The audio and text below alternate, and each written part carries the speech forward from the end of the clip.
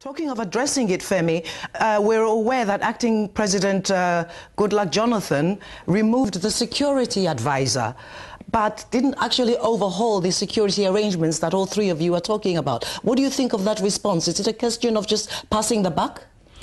No, the issue of the removal of the security advisor, for example, wasn't necessarily directly related to the just crisis. That was more in terms of him trying to sort of, exert himself, exert his authority, and also try and have his own, people around him. And that's why, for example, you have this situation in terms of the dissolution of the cabinet and reappointment of new ministers.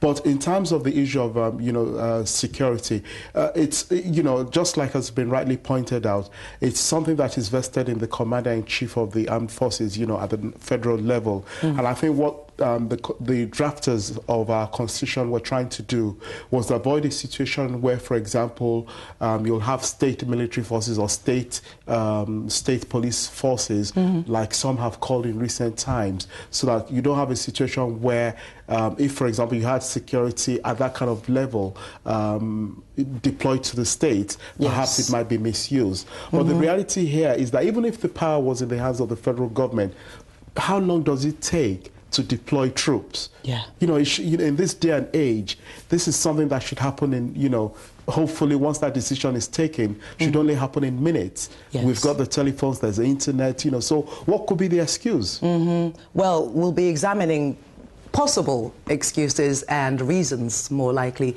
behind that. But let us know what you think. Have many Nigerians become so disillusioned and worn down that it's now a case of various groups looking out for their own interests alone? Where is the sense of Nigerian nationality? Email africa@presstv.co.uk, or you can text +44 78 0000 8086. And how much of a factor has Nigeria's seemingly indestructible culture of corruption been in the recent crisis? What solutions are possible with an acting president at the helm? But before we tackle those questions, here's a quick report from Kofi Asamoah. The recent clashes in Jos are a very familiar problem in Nigeria. Some 2,000 people have been killed in the conflict since 2001. The fighting is mainly religiously motivated between the Muslim North and Christian South, with many blaming the situation on the political wrangling at the top. How will Nigeria be able to change the pattern of power struggle and abuse, a problem that has existed for most of its 50 years of independence?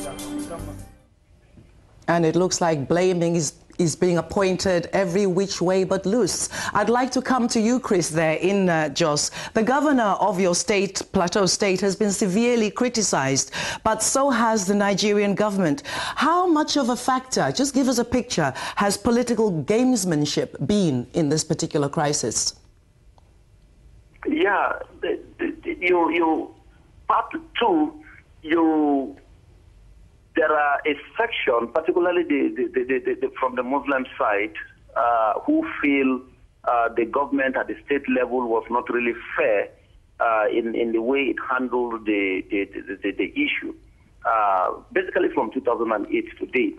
And there are people too from the Christian side who feel the way the federal government to intervene in the matter did not really provide a way forward in terms of intergovernmental relations, where both the state and the federal level will look at the issue proactively and begin to develop constructive measures in terms of how to resolve the issue.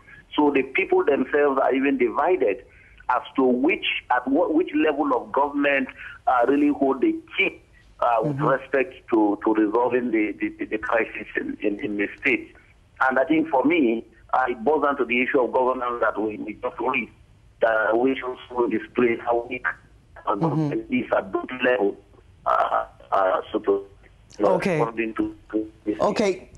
Thank you, Chris. There's a bit of a problem there with the connection, but hopefully we can fix that. If I could come to you, Mohammed, the heart of the matter seems to be people's needs not being met, lack of resources, especially lack of access and benefit from use of land. So why has the government, for example, not been working on establishing or encouraging some type of state farms which could employ thousands of people?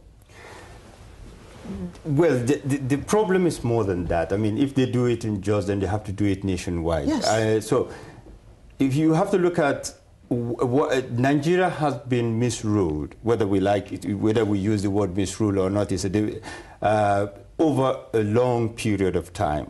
It's a known fact that Nigeria is rich. It's a known fact that the resources are there. It's a known fact that the resources have been siphoned. So what I'm saying is not like it's not new. The question is, how do we address this, and what sort of formula can be used to address these attendant problems that we have?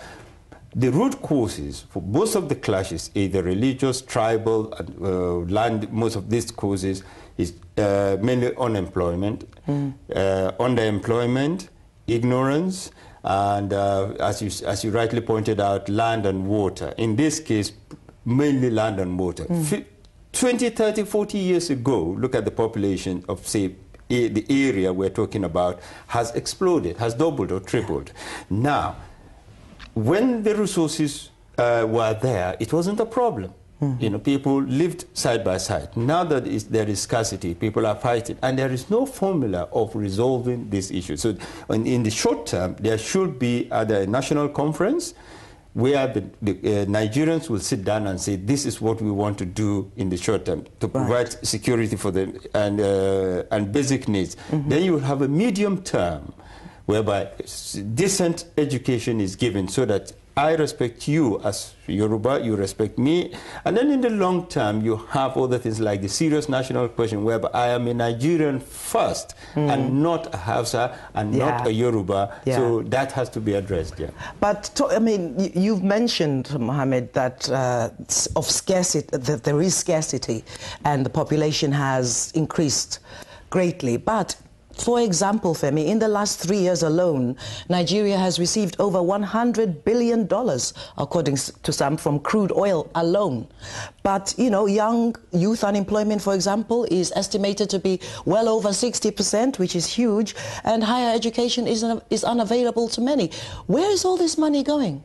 Well, that's the question that we all need to try and answer. The reality is, like Mohammed said, the resources are there.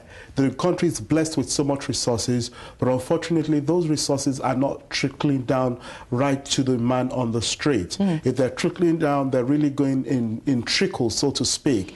Unfortunately, a lot of that money is being mismanaged. If you look at the bureaucracy that surrounds, running governments in Nigeria, for example, both at the federal level in terms of the executive arm, in terms of the legislative arm, in terms of the judicial arm, you've got the states as well in terms of local government, in terms of the state government, you've got local governments and so on. All that gobs a lot of money.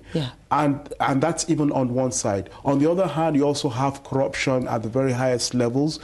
People are converting public funds into their own private use. People, even at the local level, for example, or local government level, are meant to spend money on certain things, but that money doesn't get onto, doesn't get to the common man on the street. So, and that is where the problem lies. So we really need a situation where, if we have a good leader, if we have good leaders in Nigeria, you would find out that Nigeria will be a better place to live with, because it's a really blessed country. It's a country that's got the resources in terms of natural resources. It's also got a population, a population that can work to its advantage, a population that is a good, good input for any investor in any part of the world.